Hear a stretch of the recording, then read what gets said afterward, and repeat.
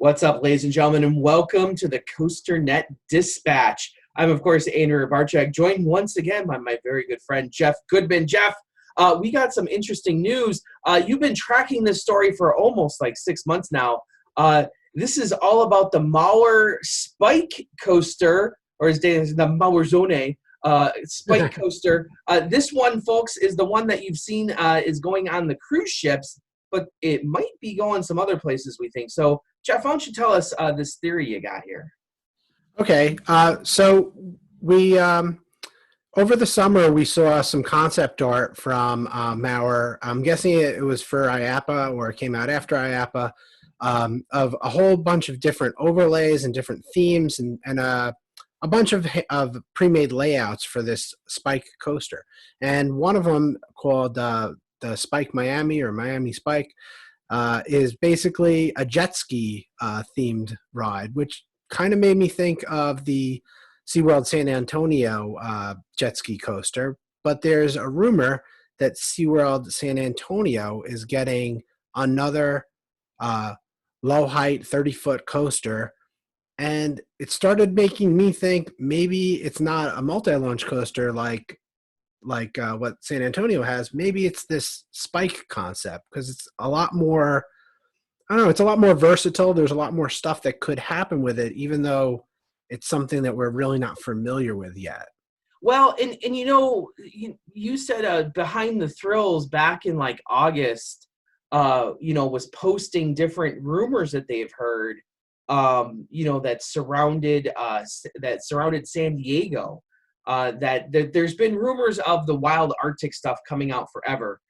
We see Orlando now putting in Icebreaker, but this wild Arctic simulator out in San Diego, they speculated would be where this multi-launch coaster would go. It would have some sort of outdoor portion, but also have an indoor kind of like dark ride portion too, that maybe interacted with the current animal habitats and stuff like that, or something that did with the current ride that's there is the Wild Arctic. So right. They were saying that they would reuse the building itself. So, it's unclear. I think it could be kind of an all of the above. It could be a little bit of a dark ride. It could be like a show building, kind of like Verboten has, where some of the ride is in the dark and themed. But what do you think about those ride vehicles, and like what kind of possibilities that could, give them, or flexibility they could give them? Well, they've loved this idea of the jet ski rescue thing for a very long time. It looks like these, the ride vehicle itself, even if you've seen the one from the Carnival Cruise, it kind of looks like a jet ski in some respect. You've got the single rail. You don't have a whole lot of supports there. You got this jet ski-like thing. So I think absolutely you could do something here, and a lot of people are going to point right away to, well, the capacity is going to be real low on this. But, my comparison here is just like what, like a dark night coaster would be. That you have a moving station, you have people getting on these two-person jet skis, you have a dark ride portion that you could pause the jet ski, you could have a show going on. And the nice thing about this, and some people have questioned whether or not these are roller coasters altogether, because it's the powering mechanism is on the coaster car itself. So that means that you can slow it down for the dark ride, you can stop it for the dark ride, you can have it do whatever you want.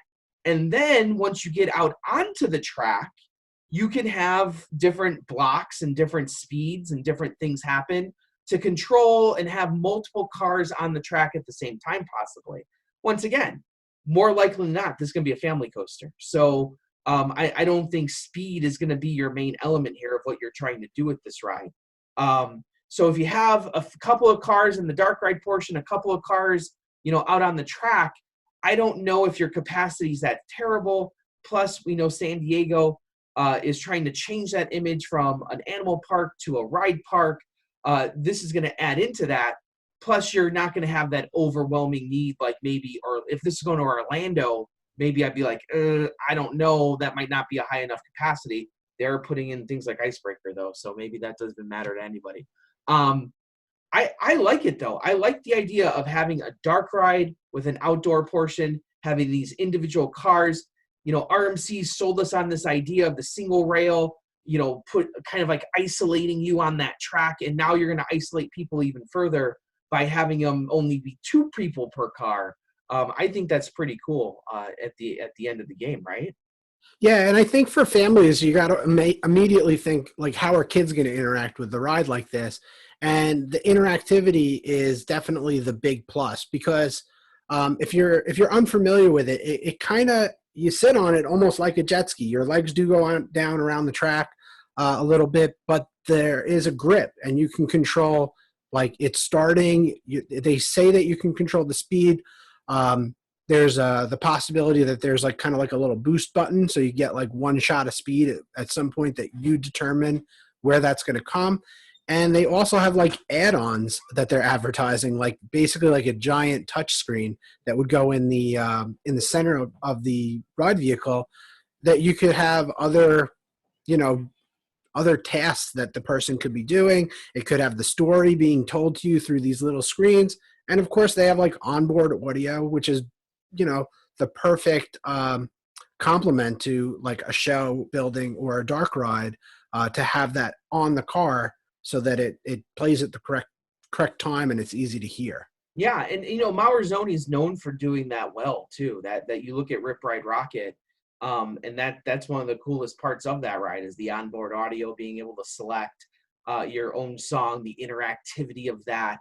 So I think there's definitely something here. Now, ultimately, will this be what San Diego gets? I don't know. This rumor, you know, is it going anywhere? But we see SeaWorld investing very heavily in all of these parks over and over and over.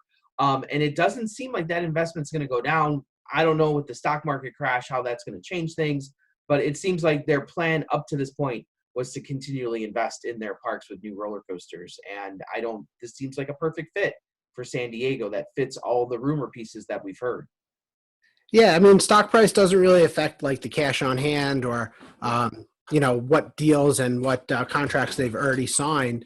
Uh, I think that obviously it's the way to go. They're leaning on Sesame Street really big in San Diego.